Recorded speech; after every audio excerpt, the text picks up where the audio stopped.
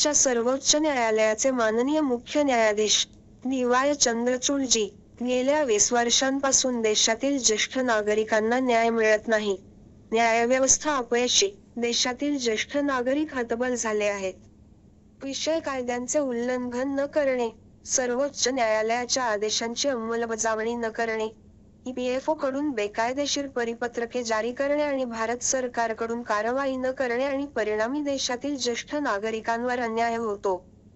प्रिय madam, sir, आपल्या निदर्शनास अत्यंत नम्रपणे आणि आदरपूर्वक आणले आहे की कर्मचारी भविष्य निर्वाह निधी संघटना ईपीएफओ गेल्या 20 वर्षांपासून भारत सरकारची कल्याणकारी योजना EPS-95 ची उच्च निवृत्ती वेतन सुविधा लागू करत नाही.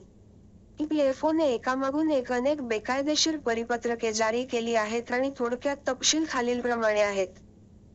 1 डिसेंबर 2004 चे बेकायदेशीर परिपत्रक, 20 जुलै 2006 चे परिपत्रक आणि 31 मे 2017 चे परिपत्रक जारी करून कर्मचारी भविष्य निर्वाह निधी संघटना ईपीएफओने कर्मचाऱ्यांना उच्च पेन्शनसाठी पर्याय वापरण्याची परवानगी दिली नाही. तरतूद, कर्मचारी निवृत्ती वेतन योजना 1995 मधील परिच्छेद 11(3) कर्मचाऱ्यांना उच्च पेन्शन लाभांपासून वगळते. माननीय सर्वोच्च न्यायालयाच्या दिनांक 31 मार्च 2016, 12 जुलै 2016, 4 ऑक्टोबर 2016 आणि 4 नोव्हेंबर 2022 मोठ्या खंडपीठाचा आदेश च्या निकालांनी ही सर्व परिपत्रके बेकायदेशीर आणि मनमानी घोषित केली आहेत. वरील आदेश, निर्णय असूनही बेकायदेशीर परिपत्रके जारी करणे आणि कायदेशीर खटल्यांमध्ये अडकणे यासारख्या अत्यंत घाणेरड्या युक्त्या खेळताना कर्मचाऱ्यांना उच्च निवृत्ती वेतनाचा लाभ दिला जात नाही. 2. ईपीएफओ डिसेंबर 2004 च्या कट ऑफ तारखेनुसार पॅरा 11(3) नुसार उच्च पेन्शनसाठी कर्मचाऱ्यांचे गट पर्याय स्वीकारत नाही. आर.सी. गुप्ता प्रकरणात माननीय सर्वोच्च न्यायालयाने 4 ऑक्टोबर 2016 रोजी दिलेल्या निकालानंतर हा कट ऑफ डेट इश्यू अखेर सुटला. ईपीएफओला 10 विशेषरजा याचिकांच्या सुनावणीच्या प्रकरणांमध्ये पर्यायासाठी कोणतीही कट ऑफ तारीख निश्चित करण्याचा अधिकार नाही आणि पॅरा 11(3) च्या तरतुदीनुसार संयुक्त पर्याय मंजूर करण्यासाठी कोणतीही कालमर्यादा नाही, असे उच्च न्यायालयाने नमूद केले. ईपीएफओने 1 डिसेंबर 2004 पासून आर.सी. गुप्ता खटल्यात 4 ऑक्टोबर 2016 निकाल येईपर्यंत कर्मचारी संयुक्त पर्याय नाकारले आणि नाकारले.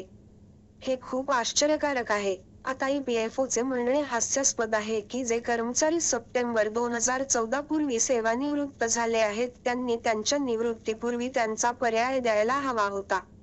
3. ईपीएफओने पूर्वीची सर्व परिपत्रके बेकायदेशीर घोषित केल्यानंतर आता 29 डिसेंबर 2022 आणि 25 जानेवारी 2023 रोजी 2 नवीन परिपत्रके जारी केली आहेत. 1 सप्टेंबर 2014 पूर्वी सेवानिवृत्त झालेले कर्मचारी, निवृत्तीपूर्वी पर्याय द्यावा. एकीकडे सेवेच्या कालावधीत पर्याय देणे शक्य नाही, असे सांगितले जात असून आता हे पर्याय सेवानिवृत्तीपूर्वी द्यायला हवे होते, असे सांगितले जात आहे. हे परिपत्रक देशातील कर्मचारी आणि ज्येष्ठ नागरिकांवर घोर अन्याय करणारे आहे. ही ईपीएफओ अधिका यांची फसवणूक आहे. ही सर्व परिपत्रके माननीय सर्वोच्च न्यायालयाने दिलेल्या सर्व आदेशांच्या, निर्णयाच्या विरुद्ध आहेत. तथापि, ईपीएफओ अधिकारी भारत सरकारच्या मान्यतेशिवाय अशी बेकायदेशीर परिपत्रके जारी करत आहेत. याचे कारण भारत सरकारच्या कामगार मंत्रालयाने अशा अधिकाऱ्यांवर कारवाई केलेली नाही. 4. दिनांक 1 डिसेंबर 2004, 20 जुलै 2006 आणि 31 मे 2017 च्या अशा बेकायदेशीर परिपत्रके जारी करून कर्मचाऱ्यांना त्यांचे पर्याय वापरण्याची परवानगी दिली नाही. त्यामुळे न्यायालयाचा सहारा घ्यावा लागला. या परिपत्रकांविरोधात विविध उच्च न्यायालये आणि सर्वोच्च न्यायालयात हजारो खटले दाखल झाले आहेत. 31 मे 2017 रोजी एका परिपत्रकानुसार देशात सुमारे 1700 प्रकरणे नोंदवण्यात आली. त्यामुळे निधीचे लाखो रुपयांचे नुकसान झाले. तसेच कर्मचाऱ्यांचीही मोठी गैरसोय झाली. अशी बेकायदेशीर परिपत्रके काढणाऱ्या अधिकाऱ्यांवर योग्य ती कारवाई करावी, अशी मागणी आमच्या समन्वय समितीने केली.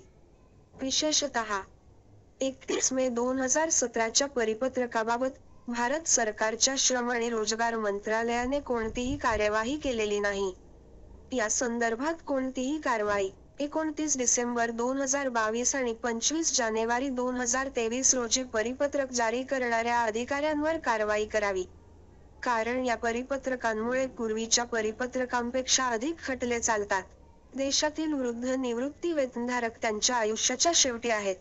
31 मार्च 2016, 20 जुलै 2016, 4 ऑक्टोबर 2016 आणि 4 नोव्हेंबर 2022 ची परिपत्रके माननीय सर्वोच्च न्यायालयाने फेटाळून लावली असूनही EPFO अधिकाऱ्यांनी त्यांची दखल घेतली नाही हे खेदजनक आहे.